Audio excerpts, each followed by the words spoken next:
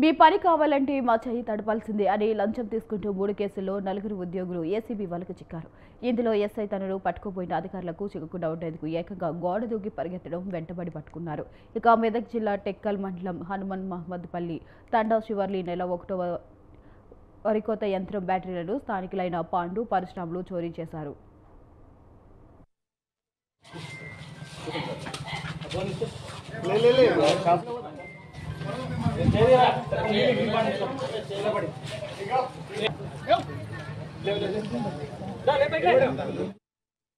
ఈ విషయమై కేసు నమోదు చేయకుండా ఉండాలంటే 40 ఏళ్లు ఇవ్వాలని ఎస్ఐ రాజేష్ డిమాండ్ చేశాడు. ఈ నెల 2న 10,000 ఇతరులు ఫోన్పే ద్వారా తీసుకున్నాడు. మిగతా సొమ్ములు ఇవ్వాలని ఎస్ఐ వేధించడంతో పాండు పరశురాములు ఈ నెల 13న ఏసీబీ అధికారులను ఆశ్రయించారు. నిన్న మధ్యాహ్నం పాండు నుంచి స్టేషన్లో ఎస్ఐ లంచం తీసుకుంటుండగా ఏసీబీ అధికారులు పట్టుకునేందుకు వచ్చారు. వారిని చూసిన రాజేష్ అక్కడి నుంచి తప్పించుకుని గోడ దూకి పరుగు తీశాడు. అవినీతి శాఖ అధికారులు అతని వెంటబడి టెక్మల్ మార్కెట్ సమీపంలో పట్టుకున్నారు. విషయం తెలుసుకున్న స్థానికులు సంతోషంతో పోలీస్ స్టేషన్ ఎదుట బాణసంచ కాల్చి సంబరాలు చేసుకున్నారు.